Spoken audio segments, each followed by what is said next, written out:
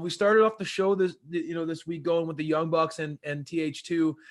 You know me, I am the tag team wrestling slappy here at Dynamite Download. I've been beating the drum. I feel like the tag team division in AEW is unlike any division I've ever seen. The tag division, I agree, is so stacked right now in this company. It absolutely blows my mind, the amount of talented teams that are in this company. And I think what was awesome about this match, I know there were a lot of people buzzing thinking this was going to be a spot fest. Jack Evans is known for some incredible acrobatics. The Young Bucks, they love their spots, their high spots. But this was actually well fought, well wrestled, good chemistry and good psychology in the match tonight. And I loved that this match was a way to start off the show, because this show featured a lot of tag team wrestling. There was a lot of tag team wrestling in this week's show, and it was diverse. You got to see teams like the Young Bucks and TH2 go at each other. And then we got to see a Hoss tag team, right, of the Butcher and the Blade going at it. So there was a lot of different FTR was in there for me, getting a little throwback style in. So I feel like AEW did a really great job of showcasing the division tonight. What was your overall take on the intro to this week's show, SPD? What was your thoughts on the Young Bucks beating TH2 in the fashion that they did? Did you think that, knowing that this was going to be a non-title match with the stipulation that if TH2 won, I was feeling like TH2 was going to pull this one off tonight? What were your thoughts on them going down to the Young Bucks? honestly. Yeah, adding that stipulation, can kind of be slid under the rug and miss, but oftentimes when they do add that, you find a upset happen. And Right. I was honestly expecting an upset, and the performance that TH2 had was outstanding.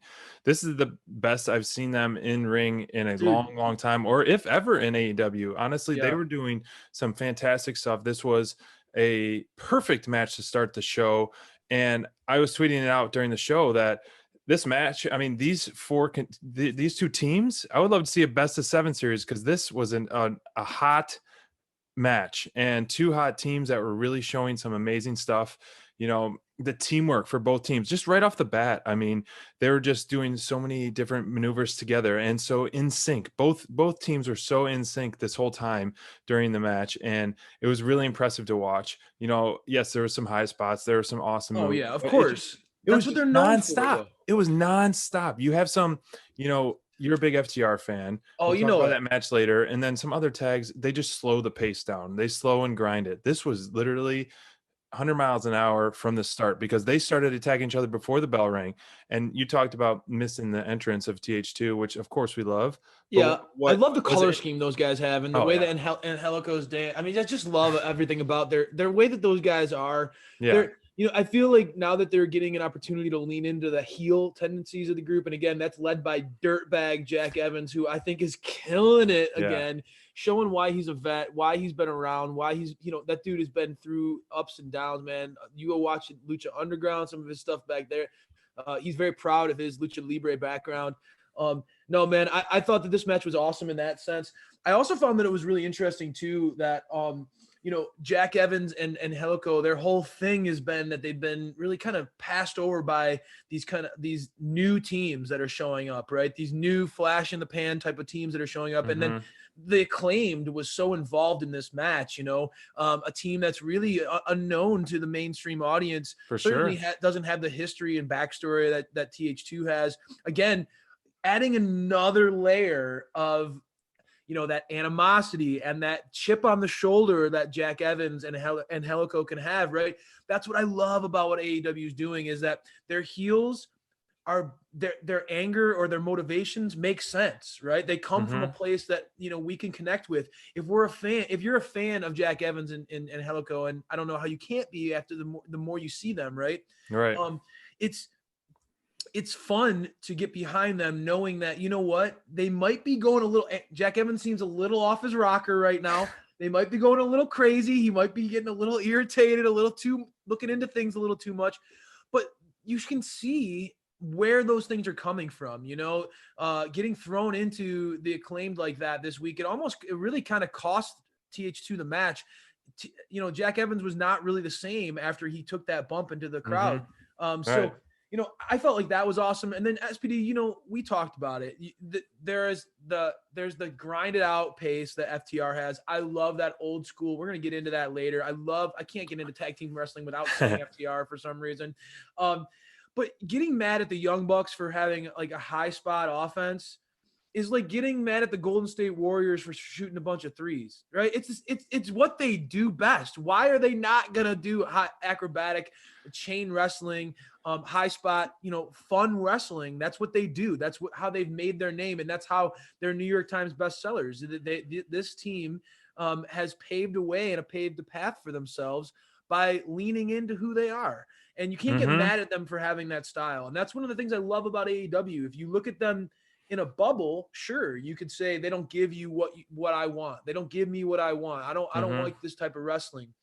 But the more you watch Dynamite and the more you pay attention and the more invested you get into the show, you start to see, well, yeah, there's this match, but then there's FTR with the grind it out. They're kind of that grind out tough, totally defense, different matches, yeah. Right? And then you have, I mean, dude, that 6-man tag, Lance Archer, I was blown away by that matchup with Lance Archer and Ray Phoenix, that David and Goliath tag team after Penta getting hurt, right? So I just feel like this was a great start to the show as far as absolutely.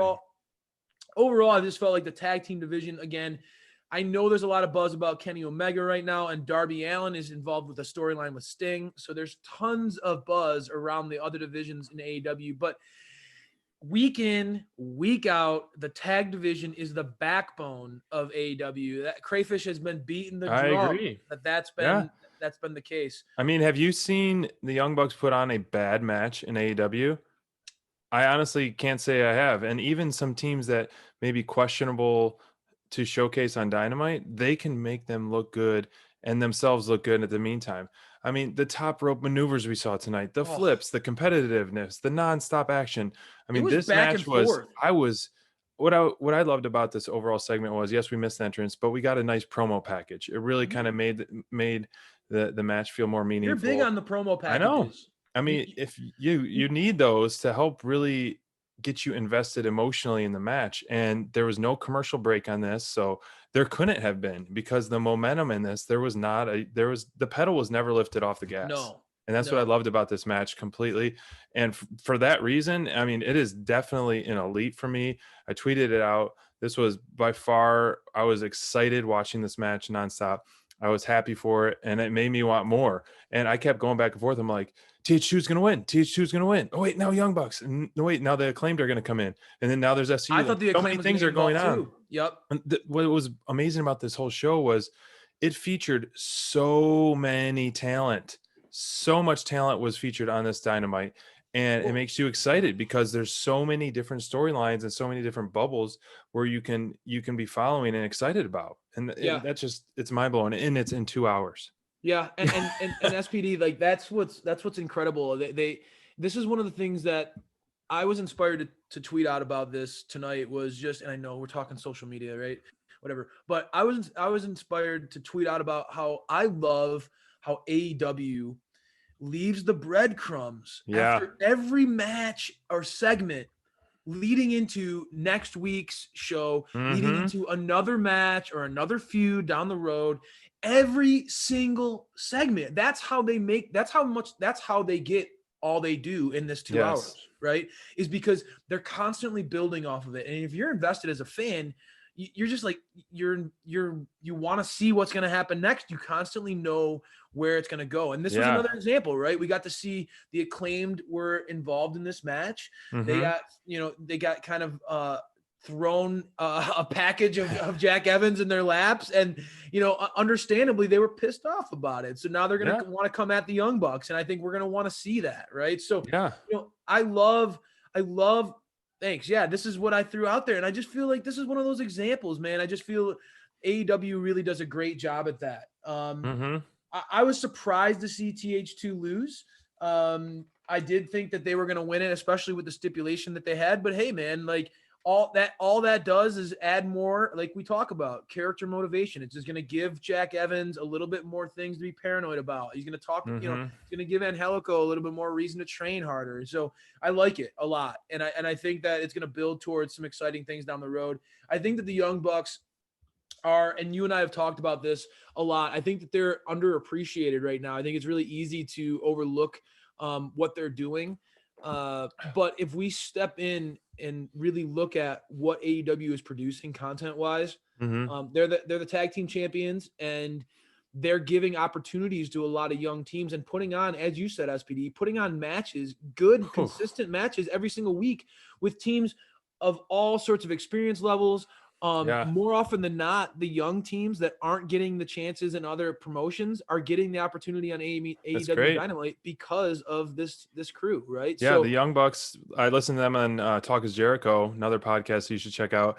And their story, you know, I'm really motivated to read their book. I mean, I'm very curious about it, but their interview that Jericho did with them was very inspiring. And you talk about living the journey and where they're at and kind of like helping others climb too. Like, it was incredible, some of the stories they had, and obviously they probably go into way more in depth in their book, but just the fact that they were so close to quitting wrestling and, you know, different stages of their career, and just to see how amazing they are, it's hard to imagine AEW or wrestling without them. You know, they're and that good. You know, that applies to the backbone of this. I mean, they are the elite, and this is all elite wrestling. The Young Bucks and Cody and Kenny, they're all killing it.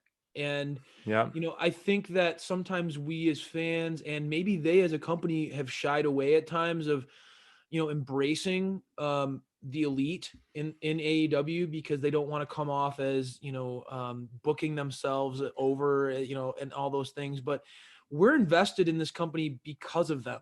For sure. These guys, even Tony Khan too, like, this company is built on the backs of people who are dream chasers, not the people who are willing to sit in like a cubicle or, you know, willing to be just like get a paycheck at a different company and just be underutilized, right? We've all been there where you feel like your talents aren't being used in the right way, but you're getting paid, so you don't know if you necessarily want to change.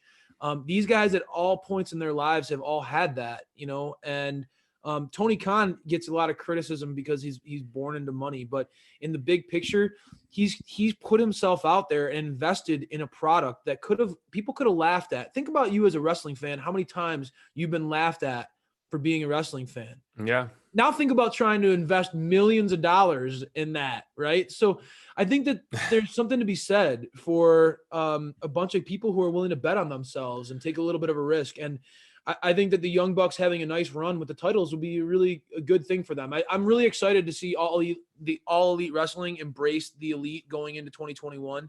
I know SPD, you're geeking out about the year of the collector, Kenny the cleaner.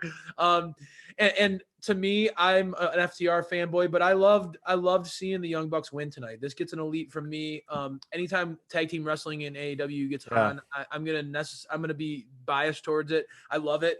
I mean, you made a great point about, you know, people just collecting a paycheck. And that was another thing that on the Jericho podcast, not to, you know, toot his horn too much. I mean, he is the GOAT after all, you know. Don't be afraid to toot his horn, brother. This was a big night for Jericho. You know, what I love about Tony Khan's leadership in AEW, which makes me even bigger fan, is that everyone essentially controls their own destiny. You know, he talked about on the podcast where it's like, if you're not coming up with fresh material, that's on you. You're not waiting for a script to be put in your lap. Like, if you're not coming out with these fresh ideas and these fresh feuds and these hot shirts and stuff like that, like it's on you. So there's so much more wrestler motivation to succeed. Whereas in the past, you know, it was mostly just kind of Groundhog's Day and going through the motions, essentially, you know, waiting for your time or doing your due diligence or whatever. But that's what's so great about AEW is just you can almost control your own destiny, and we can feel it, and we can, you know, and you can tell the difference in vibe and how people are. And it's, as you know, we're drinking the Kool-Aid through, and we love it. You know it, brother. You know, really, really, really well said, SPD.